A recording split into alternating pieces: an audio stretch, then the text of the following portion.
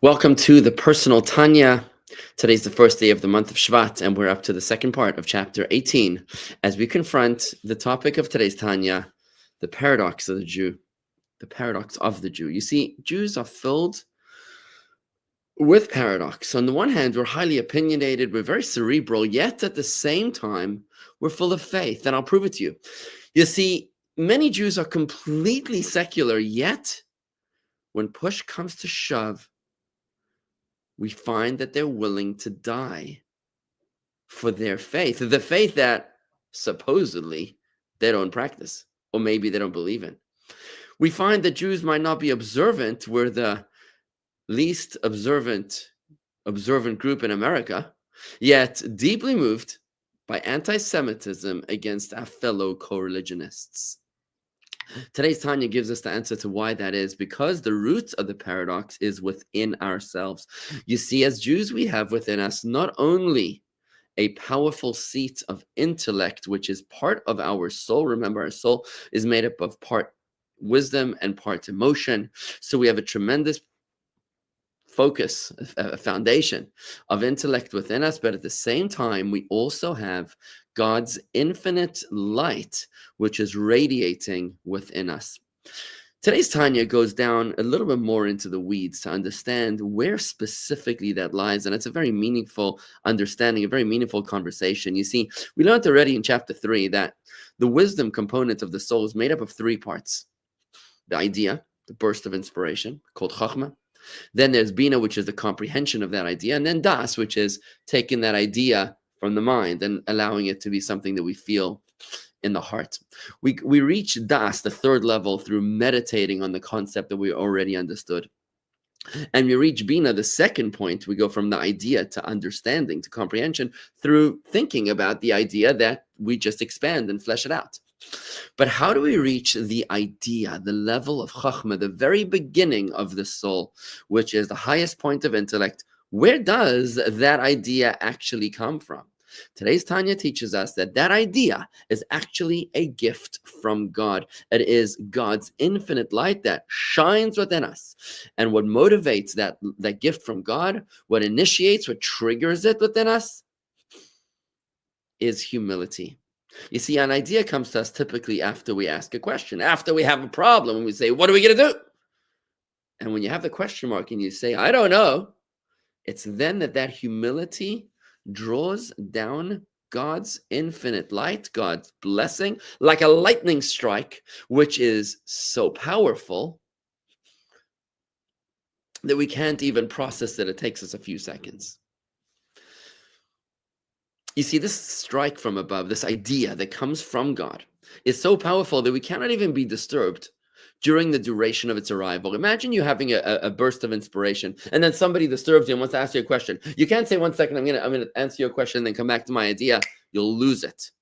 You'll lose it. What you need to do is you need to be fully focused on that lightning strike to sort of capture it before you can divert your attention elsewhere. If you distract from it, you lose it because it's not even yours yet. You haven't grasped it. It's a gift from above. The attribute of Chachma, which is the highest of the first 3, the highest of the 3 levels of wisdom within our souls. Chachma means humility. The very word Chachma can be rearranged to read Koachma, which means the power of what? The power of nothing. There is no ego when a person says a statement ending with a question mark. When a person asks a question, he says, I don't know something.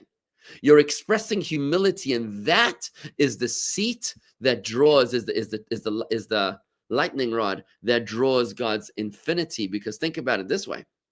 The next level is Bina. Bina is comprehension. That's filled with ego. As I confidently flesh out every detail of the answer that I have now had an idea, and I've downloaded the idea, but I'm trying to understand it. So there's a lot of ego involved in here. In the Bina level, as I'm becoming very comfortable. But when it comes to Chachma, there is no ego. I'm just saying, I don't know. And the gift then comes from above.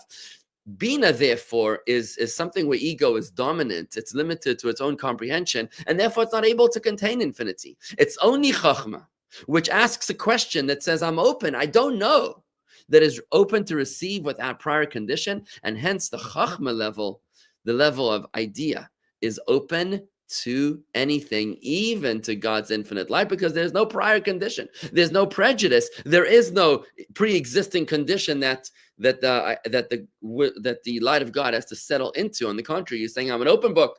I'll take whatever you give me. And that's where God's infinity is able to dwell without becoming corrupted or modified through any pre-existing ego. Turns out then that Chachma, the first level of wisdom, of intellect, is the meeting point between man and his maker. I mean, this is an unbelievable idea, because where ego begins in Bina, in comprehension, is where the mortal separates from man.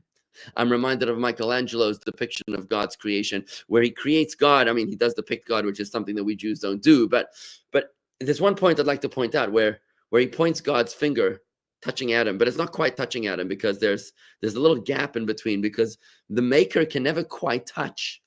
Sorry, the man can never quite touch his maker. But here seems to be the neural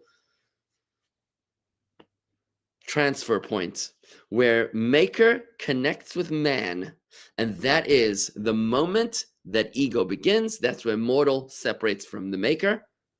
Where there is humility within the man, that is where the maker, where God still shines within you. And that's how Tanya today explains that God's infinite light is present within us, inside the attribute of Chachma, because that is the one part of us which is humble. And this humility draws the God's infinite light within us, and that's what's present in every single Jew. Even ignorant Jews, even non-observant Jews, still are filled with faith, whether they like it or not. Even non-believers, and that's why non-observant Jews will be willing to die for what they believe in, even if they don't have any understanding of it, because their faith comes not from their understanding, from Bina. It comes from their Chachma, which is that first attribute of humility, where God's infinite light already shines within us. And that's what an amazing observation for us to come to, is that we draw infinity within us through humility. If you want to experience God's speed, God's blessing in your work, in your family, in your marriage, in your relationships, in everything you touch, it's humility that will draw God's infinity within you,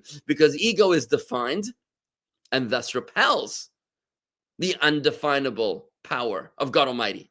Humility, which has no form, is the perfect catalyst, the lightning rod to attract the power, the undefinable power of God Almighty. And thus we've resolved that paradox. We have both. We have both intellect and we have faith within each and every one of us, and both are necessary. We need both wisdom and faith. Wisdom powers our behaviors on top of a rock-solid foundation of unshakable faith. In fact, Chabad, the word Chabad means wisdom, as opposed to Emunah, which is faith, which comes naturally to all Jews. All Jews have faith naturally built in within them. The question is how much wisdom, how much understanding, how much feeling of godliness you have within you. That is what the Tanya is all about. It's the blend of energy, which is a rock-solid foundation of faith, allowing a construct, a building of knowledge, of wisdom, of understanding, of appreciation, that together creates the perfect pairing to become the perfect Jew. That's a wrap. Let's try to apply. You can do this.